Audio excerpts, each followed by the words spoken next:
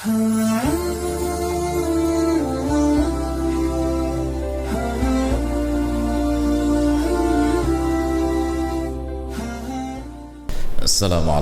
warahmatullahi wabarakatuh. Alhamdulillahi hamdan yuwafi ni'amahu wa yudafi'u niqamahu wa yukafi'u mazidah.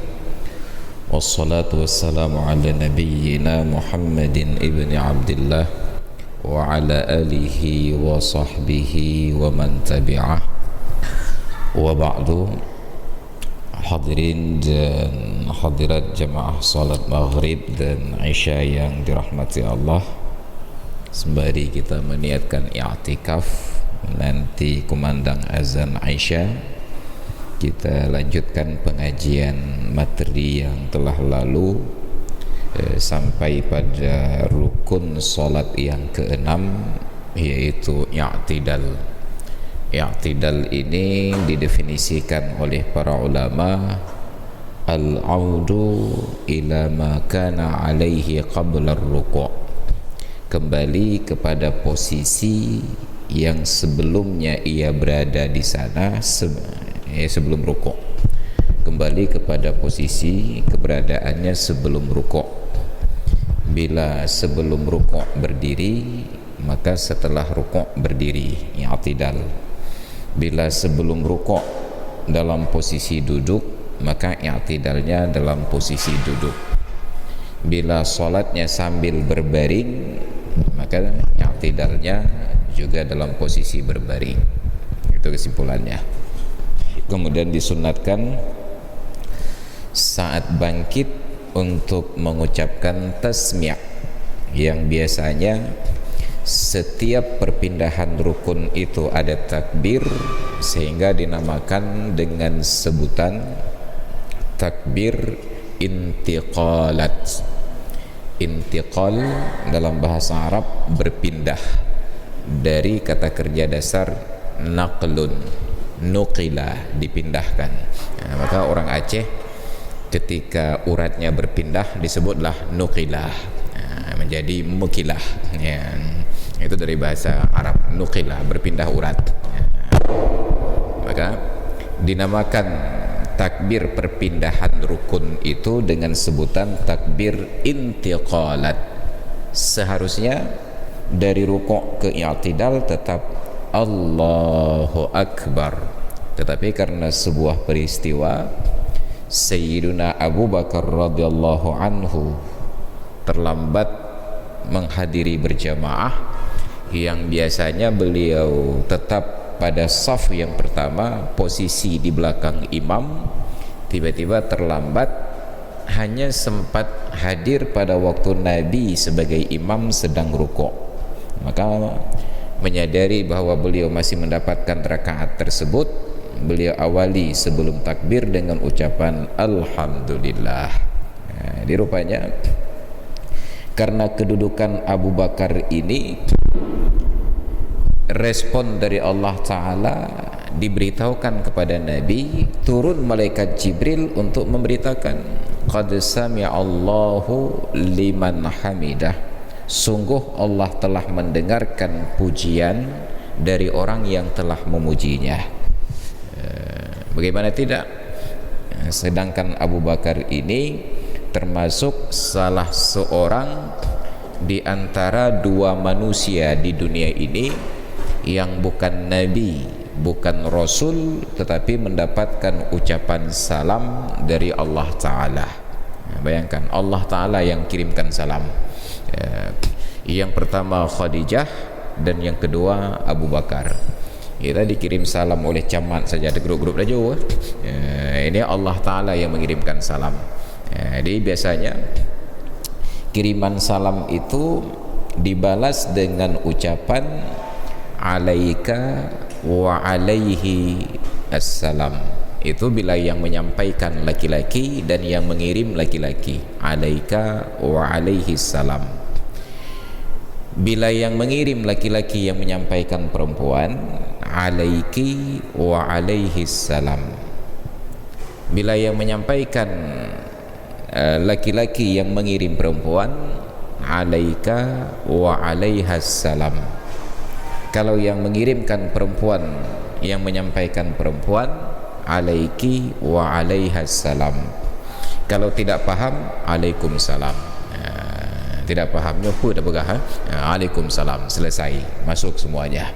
Jadi perbedaan-perbedaan itu yang pertama karena kita mengerti, dan boleh jadi dalam makna yang kedua untuk menunjukkan bahwa kita mengerti gramatika bahasa Arab bergantian kata ganti orang, huwa huma hum itu.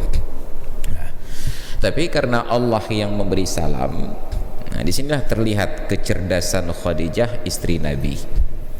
Khadijah ketika datang malaikat Jibril ke rumah beliau bertemu Nabi, apa kata Nabi? Ya Khadijatu, ahadza Jibrilu atani yuqri'uki minallahi salam. Wahai Khadijah, ini Jibril telah datang kepadaku mengucapkan salam untukmu dari Allah Ta'ala. Belum ada kasus sebelumnya penyampaian salam, apalagi dari Allah. Jadi tidak ada pengajaran kalau ada yang titip salam itu jawabannya apa. Ini yang titip salam Allah Ta'ala. Kecerdasan itu terlihat pada jawaban Ummul Mukminin Khadijah. Apa kata beliau?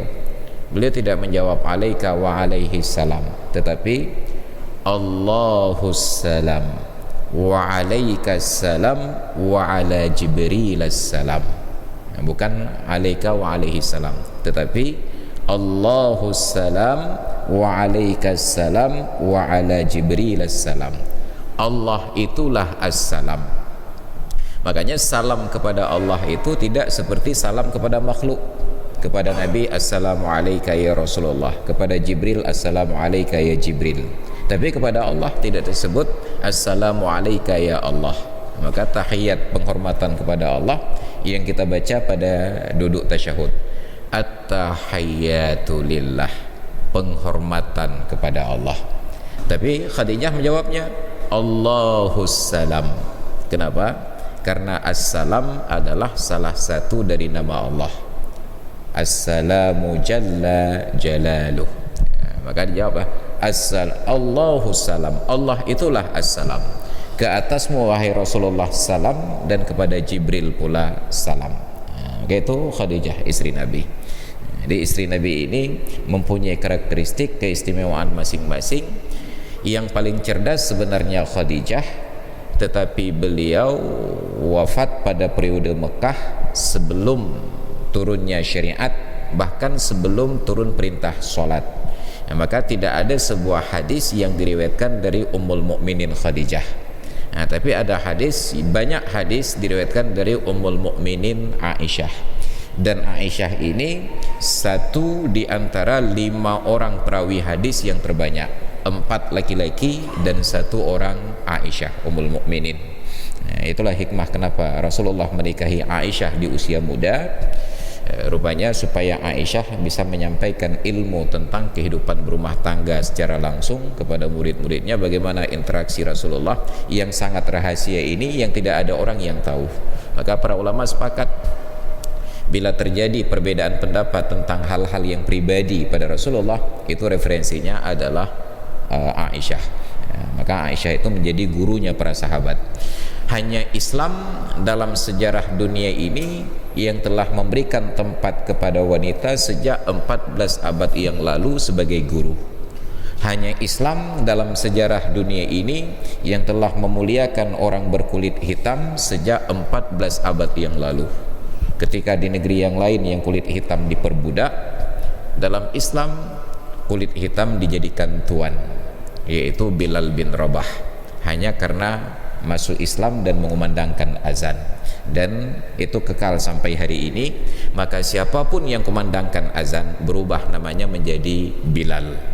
Padahal yang mengumandangkan azan dalam literatur bahasa Arab disebut muazzin, tapi tetap disebut so bilu ya.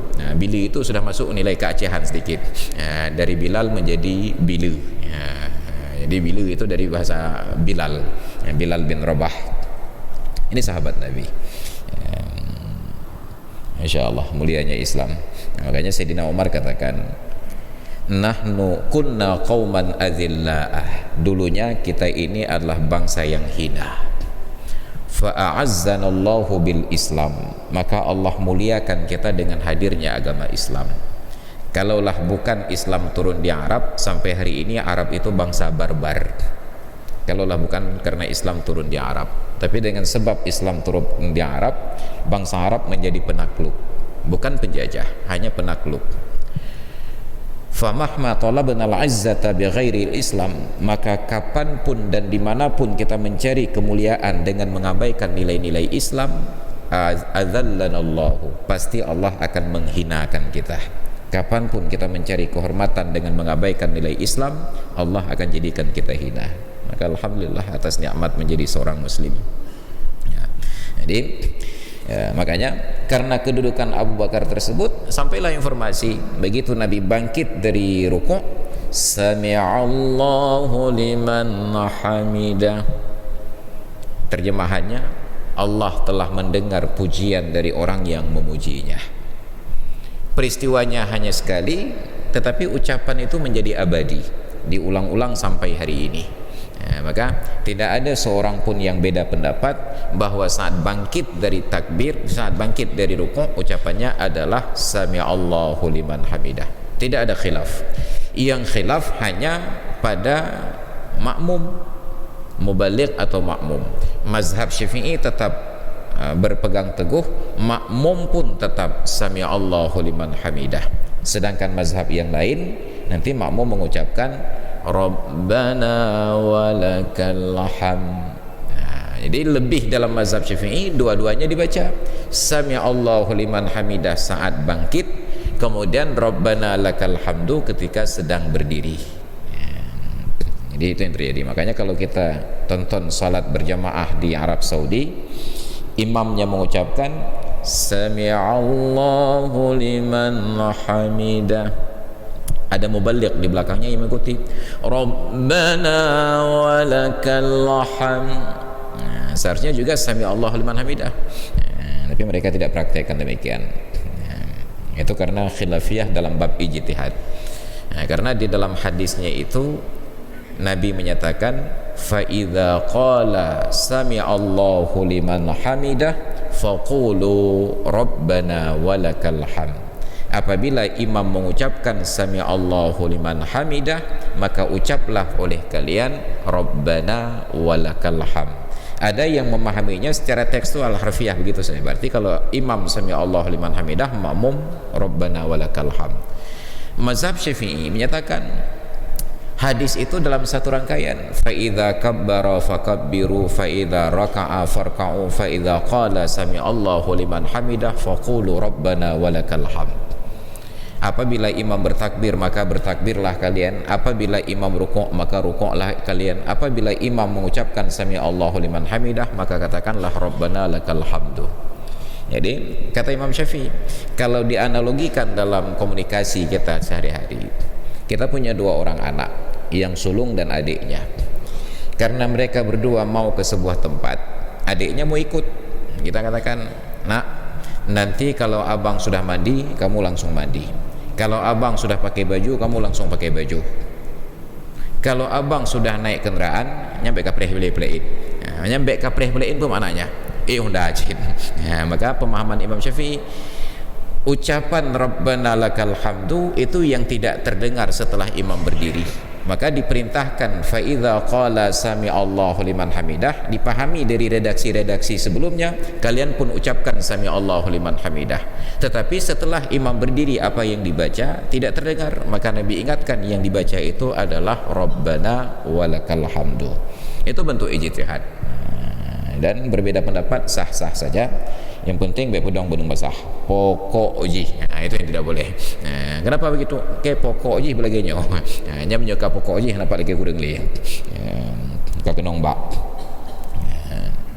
Jadi zikir saat berdiri itu Rabbana lakal hamdu mil'us samawati wa mil'ul ardi wa mil'u ma syi'ta min syai'in ba'du. Wahai Tuhan kami, milikmu lah segala pujian, sepenuh langit-langit dan sepenuh bumi, dan sepenuh apapun yang engkau kehendaki dari segala sesuatu setelahnya. yaitu apakah nanti kursi, arash dan lain sebagainya. Itu pujiannya. Bacaan zikir ini tidak wajib. Bacaan zikir ini tidak wajib, karena yang wajib pada saat i'tidal adalah summa tuma'inna, kemudian engkau tumakninahlah dalam posisi berdiri. Tumakninah itu didefinisikan oleh para ulama sukunul arkan ma'dal harakah, tetapnya anggota badan setelah selesai efek dari pergerakan. Orang yang bangkit dari rukuk ke berdiri itu badannya masih bergerak. Nah, ketika semua bahagian tubuh sudah diam sejenak, itulah yang disebut dengan tumakninah, sukunul arkan ba'dal harakah. Ya, maka tetap sebentar, kalau ukuran kita ya sekali tarikan nafas sudah boleh sujud. Ya.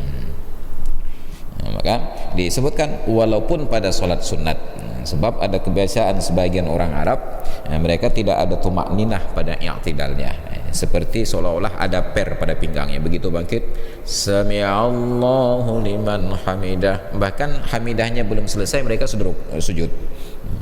Dan itu tidak terjadi pada kita. Nah, pada posisi i'tidal ini ada sebuah sunat yang juga tidak disepakati, yaitu bismillahirrahmanirrahim, wa sunna qunutun, dan disunnatkan qunut. Dalam Al-Quran ibadat itu juga disebutkan dengan kata-kata qunut. Wa kanat minal qanitin, ketika Allah mensifatkan Maryam bin Imran, dan Maryam itu minal qanitin, sebahagian dari orang-orang yang berkunut. Itu kalau secara harfiah, artinya kunut itu bukan hanya mazhab Syafi'i tetapi juga mazhab Siti Maryam. Wa kanat minal qanitin kalau kita terjemahkan harfiah. Nah, tapi dalil ayat Al-Quran dan hadis Nabi tidak bisa diterjemahkan harfiah.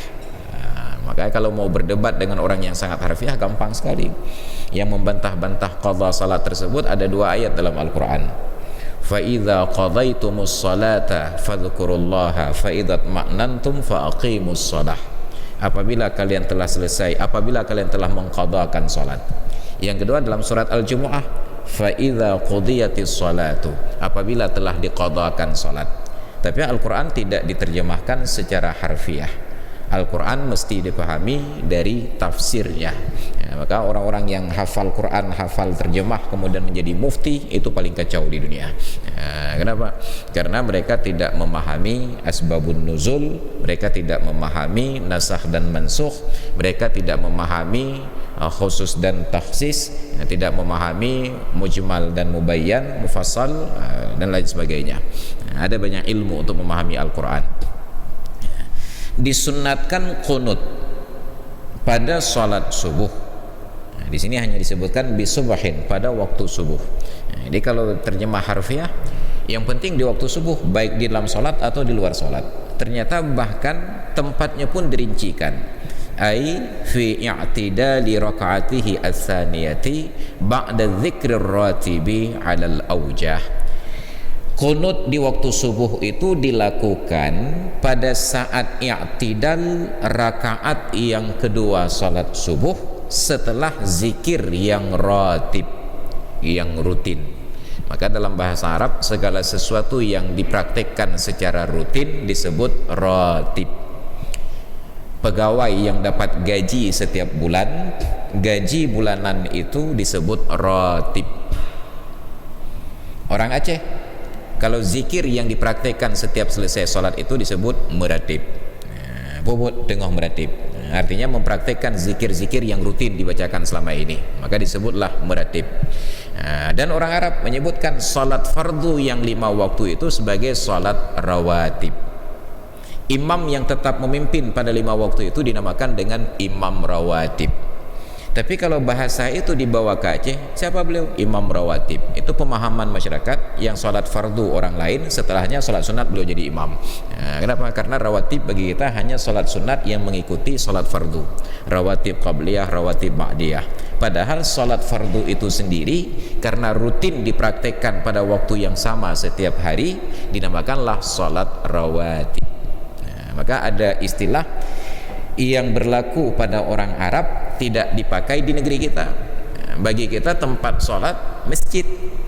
Dalam bahasa Arab masjid juga masjid, tapi orang Arab tidak lagi menyebut masjid hari ini.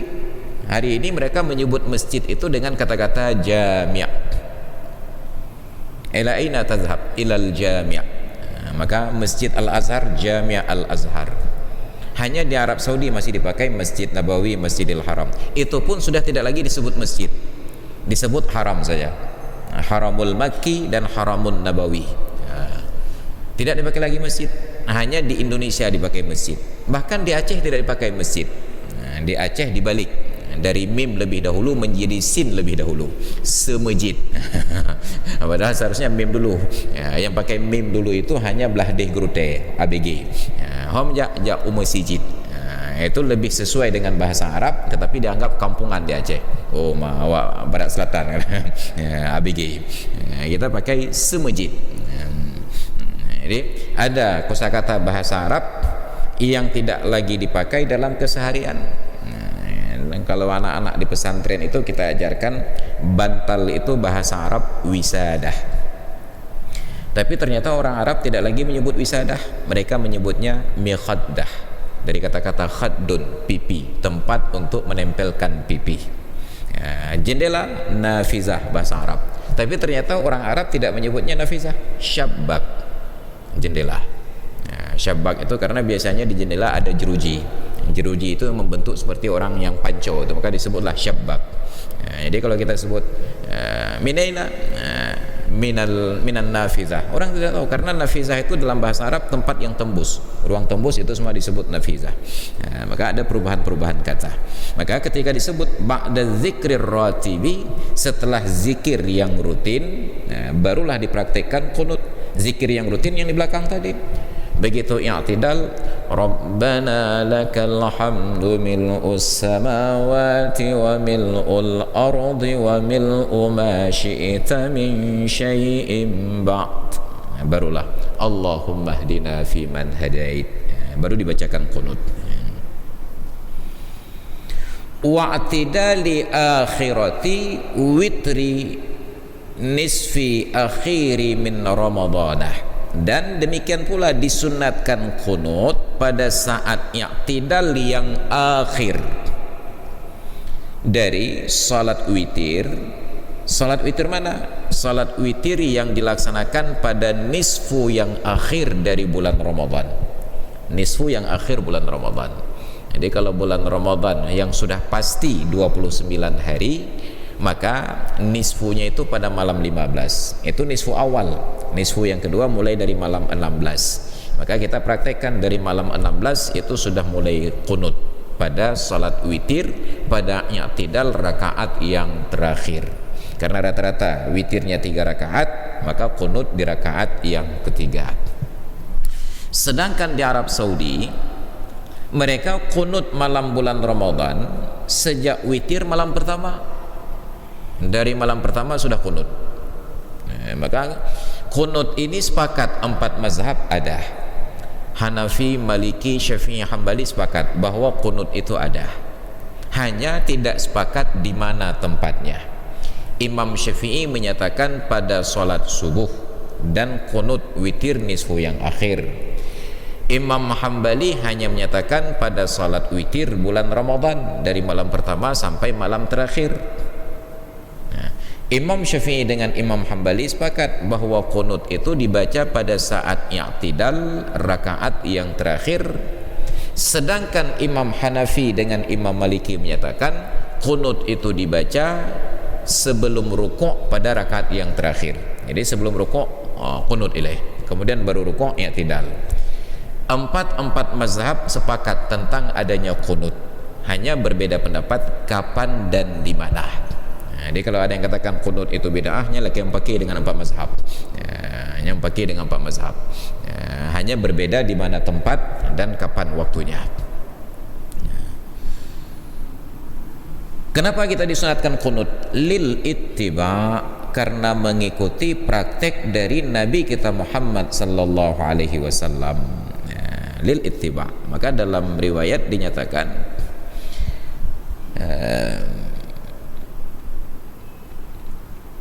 wa innama ukhtussal qunutu bis-subhi li syarfiha ma'a qasriha fa kanat biz-ziyadati al-yaqu. Kenapa hanya salat subuh yang disunatkan qunut? Hanya saja dikhususkan qunut itu pada waktu subuh karena mulianya salat subuh, karena kemuliaan salat subuh. Saking mulianya dia tidak boleh bergandengan, tidak boleh dijamak takdim dan tidak boleh dijamak takhir. Waktu yang lain masih punya pasangan.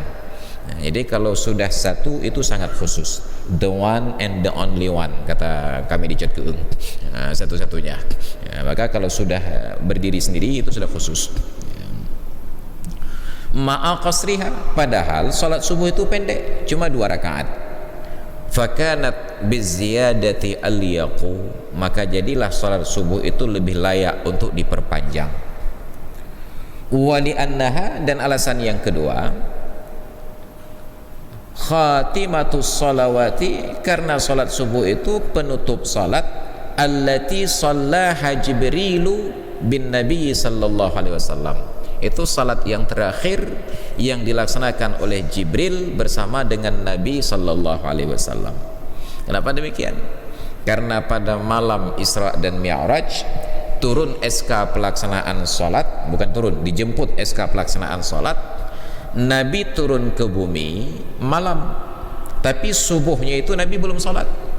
SK-nya sudah ada, salat belum dikerjakan. Kenapa? Karena Nabi belum tahu ju'la dan ju'nis salat yang dimaksud. Maka datanglah Jibril pada waktu salat duhur, hari pertama di awal waktu, asar di awal waktu, maghrib di awal waktu, isya di awal waktu, subuh di awal waktu. Itu hari pertama, subuh yang terakhir. Hari keduanya Nabi menanti malaikat Jibril di awal waktu duhur, mungkin ada sekitar jam 12.45 dalam ukuran kita sekarang. Ternyata Jibril tidak datang-datang sampai hampir berakhir waktu duhur dalam ukuran kita sekarang, ketika bayang-bayang setiap benda hampir sama panjang dengan benda tersebut. Ukurannya mungkin sekitar jam 4 kurang 10 menit turun Jibril. Seharusnya Jibril menunggu saja, sebentar lagi sudah asar. Ternyata Jibril kembali ke langit. Bayangkan biaya operasional pulang pergi, SPPD-nya berapa itu? Tapi Jibril kembali ke langit. Kemudian Nabi menanti untuk salat asar. Ternyata Jibril baru datang salat asar ketika bayang-bayang setiap benda itu sudah 2 kali ukuran panjang benda tersebut. Makanya Imam Hanafi menyatakan waktu asar tidak bersambung dengan maghrib. Waktu asar itu habis ketika panjang bayang-bayang setiap benda sudah 2 kali ukuran panjang benda tersebut. Tapi Imam Syafi'i menjadikan ukuran tersebut sebagai waktu yang ikhtiyari. Setelahnya masuk waktu makruh, waktu jawaz, waktu makruh, waktu makruh tahrim dan seterusnya. Kemudian nanti lagi, ternyata di waktu maghrib Jibril turun di waktu yang sama. Makanya Imam Syafi'i dalam salah satu pendapatnya menyatakan waktu maghrib itu sangat singkat. Begitu terbenam matahari, hanya mungkin bagi kita untuk bersuci, berwudu ataupun mandi wajib, kemudian menutup aurat, kemudian berjalan menuju masjid dan mengerjakan sholat 5 rakaat. Kenapa 5 rakaat? Maghrib 3 rakaat dengan ba'diyah maghrib 2 rakaat, berikut dengan azan dan qomatnya. Hanya itu batasan waktu maghrib. Ya mungkin kalau disampaikan durasi sekarang sekitar 20 menit. 20 menit waktu salat maghrib. Kemudian pendapat ini diralat lagi oleh Imam Syafi'i menjadi bahwa waktu salat maghrib berkelanjutan sampai dengan masuk waktu isya. Maka Nabi menanti malaikat Jibril datang waktu isya. Malam sebelumnya malaikat Jibril datang ketika awan-awan merah itu sudah hilang. Tapi di malam kedua Jibril datang pada 2/3 malam, sekitar jam 3, jam setengah 3 atau jam 2. Makanya Imam Hanafi menyatakan bahwa waktu isya itu habis 2/3 malam, tidak berlanjut dengan waktu subuh. Dan luar biasanya Imam Hanafi yang berpendapat demikian, 40 tahun terakhir hidup beliau laksanakan salat subuh dengan wudu salat isya. Beliau laksanakan salat subuh dengan wudhu salat isya. 40 tahun terakhir hidup beliau, salat subuh dengan wudhu salat isya. Mungkin kita akan bantah, apakah hebatan ilan beklam sembahyang subuh dengan wudhu salat isya. Kita tanya jam berapa salat isya? Jam 4:30. Itu karena kita mazhab Syafi'i waktu isya berakhir dengan terbit fajar, berkumandang azan subuh, habis waktu isya. Tapi Imam Hanafi habis waktu isya pada 2/3 malam, sekitar jam 2 atau jam 2:30. Maka yang terakhir datang malaikat Jibril di waktu subuh. Bila subuh pertama Jibril datang ketika terbit fajar, maka di subuh yang kedua ini Jibril datang ketika akan terbit matahari, ketika warna ufuk langit itu sudah kekuning-kuningan, baru datang malaikat Jibril. Maka baru beliau katakan, ya Muhammad, al-waqtu baina hadainil waqtaini. Waktu salat itu di antara dua waktu ini. Kemarin yang awal, hari ini yang akhir. Makanya ketika para ulama menjelaskan hadis dari riwayat Abdullah bin Mas'ud, ya Rasulullah, ayyu amalin afdal, pekerjaan apa yang paling utama? Apa jawaban Nabi? As-salatu ala waqtiha, salat pada waktunya. Maka kata para ulama, faman addaha baina awalil waqti ila akhiril waqti faqad adda salata ala waqtiha al-mahdudah. Barang siapa yang menunaikan salat sejak dari masuk waktu sampai sebelum keluar waktu, dia sudah mengerjakan salat pada waktunya. Makanya di tempat-tempat lain pengajian bukan berhenti azan isya. Azan isya itu baru berhenti pengajian untuk mulai pertanyaan. Jam 8:30 baru mulai solat, jam 9 baru mulai solat. Tapi ada yang tidak nyaman mengugat, dengkunya semua bot semayang isya pasti kurang. Jadi itu pula masalahnya. Jadi merasa bahwa solat isya jam 9 itu dosanya besar sekali, padahal belum berdosa. Maka barang siapa yang mempersempit sesuatu yang lapang di dalam agama, dia sungguh telah mempersulit umat ini. Orang yang mempersulit umat ini itu akan dituntut oleh Allah nanti di hari akhirat. Maka tidak sembarangan kita mendakwahkan. Tetapi jangan pula terlalu menganggap remeh. Alah panjang satu. Itu yang tidak boleh, menganggap remeh. Tapi kita tidak dalam posisi menganggap remeh. Kita sedang dalam pengajian, dan pengajian ini pun sebuah perintah Allah. Kita sedang berpindah dari satu perintah Allah kepada perintah Allah yang lain. Mengaji ini tidak terlepas dari fardu. Kalau bukan fardu ain, minimal fardu kifayah. Tapi salat di awal waktu, sepakat para ulama katakan hukumnya sunat. Bukan salat isyanya sunat, bukan berjamaahnya sunat, di awal waktunya yang sunat. Itu belum lagi tentang salat isya sebagaimana kita pelajari dulu. Ketika Nabi suatu malam salat isya dengan para sahabat sekitar 1/3 malam, itu sekitar jam 10:30 ke atas. Selesai salat, Nabi melihat wajah sahabat itu agak sedikit masyghul, agak ada pertanyaan begitu. Langsung dijawab oleh Nabi, innahu la waqtuha, jam sekarang inilah waktu salat isya. Laula an syuqqa ala ummati, kalaulah bukan karena menyusahkan umat. Tapi di zaman Nabi menanti jam 10:30 untuk salat isya itu susahnya luar biasa. Kenapa? Karena tidak ada sinetron, tidak ada TV, tidak ada listrik, dan tidak ada warung kopi. Kita sekarang jangankan jam 11, jam 3 gampang menanti. Dengar ada duduk bagi kedai kopi, kapoh leh. Jadi ini terjadi pada kita sekarang. Maka Nabi katakan, kalaulah bukan karena menyusahkan umatku, maka sungguh waktu salat isya itu adalah pada 1/3 malam. Makanya kata para ulama, sunnat menunda salat isya sampai hilang bayang-bayang awan yang putih, bukan bayang-bayang awan yang merah. Yang merah itu hilang sekitar jam 8 masuk waktu isya. Tapi paling bagus waktu isya itu ditunda sebentar sampai bayang-bayang awan putih itu pun tidak terlihat lagi. Itu mungkin sekitar jam 8:30 sampai dengan jam 9. Makanya di pesantren rata-rata salat isya itu jam 9, mengambil waktu fadilah ini.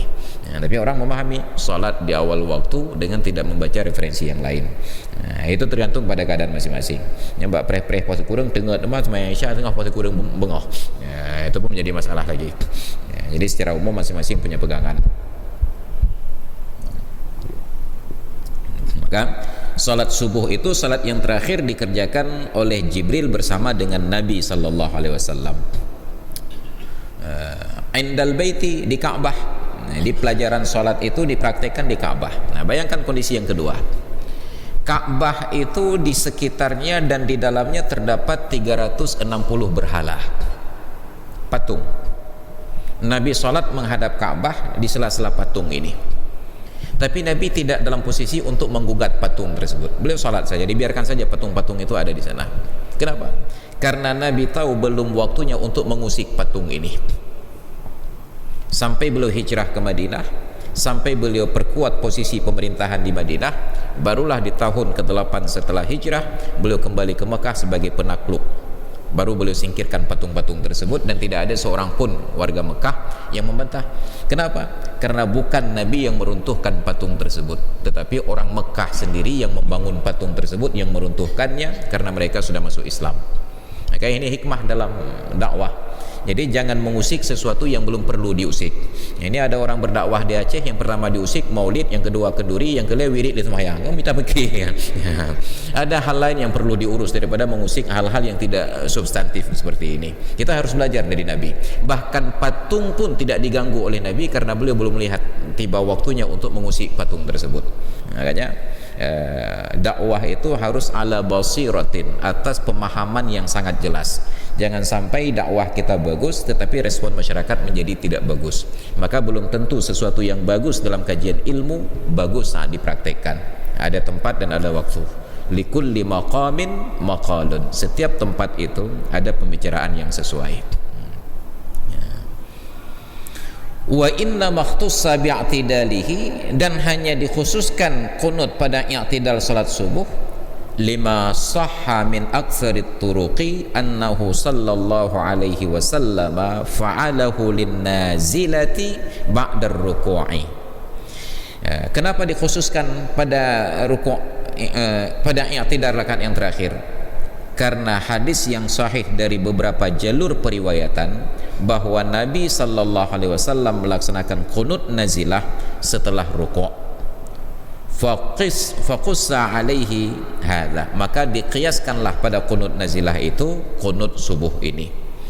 Wa jaa bi sanadin hasanin, dan telah terdapat riwayat dengan sanad yang hasan bahwa Abu Bakar, Umar, Utsman radhiyallahu anhum kanu yaf'alunahu ba'da ruku', mereka ini melaksanakan qunut subuh itu setelah ruku'. Falau qanata syafi'iyyun qablahu lam yujizhu wa yasjudu lis-sahwi, maka bila ada seorang yang bermazhab Syafi'i melaksanakan qunut sebelum ruku', maka tidak sah sebagai qunut dan disunatkan untuk sujud sahwi. Karena dalam mazhab Syafi'i waktu qunut adalah setelah ruku'. Jadi disunatkan. Wa bisa iri maktubatin, dan disunatkan pula qunut itu pada salat fardu yang lain dari salat 5 waktu, pada i'tidal rakaat yang akhir. Seperti tadi kita salat jamaah maghrib oleh imam pada rakaat ketiga, setelah baca wirid i'tidal dibaca qunut nazilah. Setelah rakaat i'tidal rakaat yang akhir, walau masbuqan qanata ma'a imamihi, sekalipun status makmum ini adalah masbuk. Saya tadi masuk ke dalam masjid takbiratul ihram ketika imam sudah di rakaat yang ketiga. Saya ikut qunut bukan karena itu rakaat ketiga, karena saya mengikut imam. Karena imam qunut, saya qunut. Kemudian imam salam, saya lanjutkan rakaat kedua, rakaat ketiga. Kalau saya mau qunut nazilah lagi, saya qunut sekali lagi pada rakaat yang ketiga saya. Nah, maka jangan karena merasa nya qunut kan rakaat kele, nya rakaat pun punya qunut maka imam baca qunut yang cekang mudah-mudahan. Sah-sah saja, tidak membatalkan salat orang tersebut, tetapi berpotensi untuk membatalkan salat orang di sampingnya. Kenapa? Karena ketika semua orang angkat tangan, dia sendiri yang tegak berdiri, menarik perhatian orang lain. Apalagi kalau ada orang-orang yang penyakit koeh. Makanya dalam jamaah itu geraknya gerak jamaah, menyesuaikan dengan orang-orang sekitar. Jadi kalau kita belajar kearifan para nelayan yang tarik pukat zaman dahulu, saya besar di tepi laut walaupun tidak pandai berenang, dia ada tradisi tarik pukat dulu. Karena setelah pertama hanya iseng saja tarik pukat, tapi yang iseng ini ditegur karena langkah kami kan kecil, anak kecil masih SD. tegur menyohait saban langkah ke debit katanya, bahasa pawang ilaut debit. Barulah saya perhatikan ternyata huduk batin tara tersebut geraknya benar-benar seragam. Maka barulah kami mencoba untuk menarik seragam. Gerakan itu gerakan bersama. Padahal tidak seragam pun gerakan, tetap kapal itu akan menepi karena ditarik talinya. Tapi inilah seninya. Bahkan pada pekerjaan itu pun ada seni, ada irama. Huduk batin tara, saya nggak tahu artinya sampai kiamat nanti. Huduk batin tara, tarik deh. Gerak langkahnya seragam. Jadi setelah tarik pukat diberikan ikan satu cak, gaji cak ongkotnya diatur aja. Jadi ketika merasakan manfaat dari tarik pukat, maka semangatlah tarik pukat tiap hari. Jadi menyetrik dia jadi nelayan. Jadi ada gerak jemaah. Jadi apa yang dilakukan oleh orang ramai itu kita lakukan. Maka di jalan kita berlalu lintas. Orang berjalan cepat, kita jalan cepat. Orang berjalan lambat, kita jalan lambat. Makanya dibagilah jalur cepat, jalur lambat, jalur santai. Tapi karena di Aceh ini memang senang tampil beda, maka di jalur cepat dia berjalan lambat, slow lah gerak, jalur paling kanan. Teten ibli lah jadi nah parahnya di Aceh. Jadi ada orang sudah berbuat salah, tetapi malah nekat lagi. Makanya di Aceh itu di jalan kita harus saling mendahului untuk melotot mata dan menarik urat leher. Berdegang-degang teguh karena kebenaran ditentukan oleh siapa yang pertama kali memaki. Yang pun menangnya yang menang. Ini yang terjadi filosofi di jalanan di Aceh. Yang head dalam posisi ustaz, menang kena datang ustaz aku hanya jadi nak dia. Tapi ketika kita yang salah kita nak ayu, tu bawahnya ustaz. Tapi saat berada dia pada posisi yang salah, kai dia ustaz, mau ustaz juga mengeh. Ini posisinya. Maka gerak solat itu adalah gerak komunitas, ikuti jamaah. Kan disunatkan qunut nazilah. Kenapa? Linazilatin nazalat bil muslimina, karena ada sebuah peristiwa yang terjadi pada orang Islam, walaupun bencana tersebut wahidan terjadi pada seorang saja, ta'adda naf'uhu, yang manfaatnya itu terasa untuk orang lain. Mana contohnya? Ka asril alimi, ada orang alim ditawan musuh, hanya satu orang alim, maka semua orang Islam sunat qunut nazilah karena manfaat orang alim itu terasa bagi orang lain. Awis syuja'i, atau seorang pemberani ditawan, maka orang lain disunatkan untuk qunut nazilah karena keberaniannya itu memberikan manfaat bagi orang lain. Ataupun orang kaya, al-ghani, kaya yang dermawan, menyukai kredit ke rumah, bahir rob kan. Ini orang kaya yang dermawan tiba-tiba ditawan oleh musuh, sunat untuk qunut nazilah. Wadzalika lil ittiba, praktek yang demikian itu karena mengikuti keteladanan dari Rasulullah sallallahu alaihi wasallam. Wa sawaun fiha al khaufu, bersamaan pada qunut nazilah itu disebabkan karena ketakutan, walau min aduwin muslimin, sekalipun dari musuh yang juga beragama Islam, wal qahtu, dan juga dari kekeringan musim kemarau, wal waba'u, dan dari pandemik, Jadi termasuklah kalau selama ini kita hanya praktek sholat istisqa, seharusnya pada saat terjadi kemarau itu juga ada qunut nazilah. Tapi kita langsung ke salat istisqa, tapi istisqa yang tidak memenuhi syarat, karena istisqa itu sepatutnya diawali oleh instruksi dari pemimpin. Kalau terjadi tingkat provinsi, maka gubernur yang keluarkan instruksi kepada seluruh rakyat Aceh untuk al-khuruju minal madzalim, keluar dari praktek berbuat zalim. Yang sudah lama berutang jatuh tempo belum dibayar, bayar atau minta maaf dulu atau minta moratorium. Yang sudah bertengkar berdamai dulu. Kemudian disuruh berpuasa 3 hari berturut-turut. Barulah di hari keempat keluar ke lapangan dengan pakaian yang hina. Tapi setiap kali kita lihat praktek sholat istisqa di Indonesia dan di Aceh, tidak ada yang memenuhi syarat. Pertama dulu sholat istisqa di Belang Padang, itu pejabat datang dengan segala atribut kehormatannya, pakai mobil yang sampai ban pinggirnya itu pun mengkilat, dan tidak ada yang puasa. Tidak ada yang puasa, tidak ada yang tobat. Maka saya yakin yang datang itu yang pertama karena memang jabatan, yang kedua orang-orang yang sumurnya sudah kering, yang belum kering sumur belum mau. Nah, makanya kita terburu-buru salat istisqa, tidak memenuhi syarat. Jadi konon waktu itu setelah selesai istisqa di waktu pagi, sorenya terlihat awan hitam di daerah jantung, tapi hanya awan hitam saja, hujannya nggak turun-turun. Jadi sama seperti kita ajukan kredit ke bank, oleh pihak bank katakan peng kena nyopat nengku. Tapi proposal belum lengkap, belum bisa dicairkan.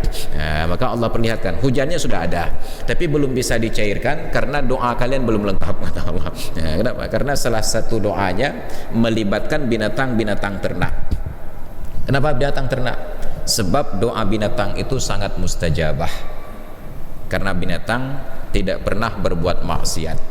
Makanya di zaman Nabi Sulaiman batal salat istisqa karena sudah didahului oleh doa seekor semut. Semut saja seekor berdoa. Nabi Sulaiman buru-buru dengan kabinet Indonesia Bersatunya menuju lokasi. Tiba-tiba di gerbang istana Nabi Sulaiman berhenti. Raja berhenti, tentu kabinet berhenti. Begitu, karena saking terburu-burunya, ada mensesneknya yang bertanya, Asif bin Barkhia, wahai Baginda Sulaiman, kita terburu-buru didanti oleh rakyat, hanya syarahkan. Jadi kalau raja berikan itu selesai masalah, terdiam semuanya. Menunggu beberapa saat baru dilanjutkan perjalanan. Tidak ada yang tahu rahasia kenapa Nabi Sulaiman berhenti sampai di lokasi. Baru beliau katakan, irji'u ayyuhan nasu faqad kafaitumullahul matara bidu'ain namlah. Pulanglah kalian wahai rakyatku, tidak perlu lagi salat istisqa karena Allah akan turunkan hujan untuk kalian disebabkan doa seekor semut. Rupanya ada semut yang mendahului salat istisqa. Tak bayang ke tidak doa aki waktu mendum. Apa isi doa tersebut? Diungkapkan oleh Rasulullah kemudian, apa kata Nabi? Allahumma la tu'adzibna bima'asi bani Adam. Ya Allah, janganlah engkau siksa kami disebabkan kemaksiatan yang dilakukan oleh anak keturunan Adam.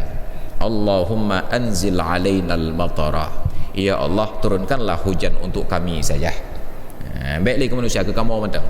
Jangan gara-gara anak Adam bermaksiat kami tersiksa ya Allah. Kalau begitu turunkan hujan untuk kami saja. Dan Allah kalau turunkan nikmat tidak pilih-pilih orang, sebagaimana Allah turunkan azab tidak pilih-pilih orang. Satu rombongan itu semuanya dapat. Maka bila kita bertetangga dengan orang-orang baik, kita akan dapatkan kebaikan. Bertetangga dengan orang-orang jahat, kita akan dapatkan kejahatan. Maka na'udzubillah, semua na'udzubillah. Baik hadirin sekalian yang dirahmati Allah, sudah berbunyi lonceng ya, kita padakan kajian sampai di sini. Mungkin nanti ada hal-hal yang ingin didiskusikan dan ditanyakan, disilahkan dengan segala hormat, bisa sekarang ataupun nanti setelah selesai sholat isya. Disilahkan. Amin rabbal alamin. Hadanallahu yakum ajma'in. Assalamualaikum warahmatullahi wabarakatuh.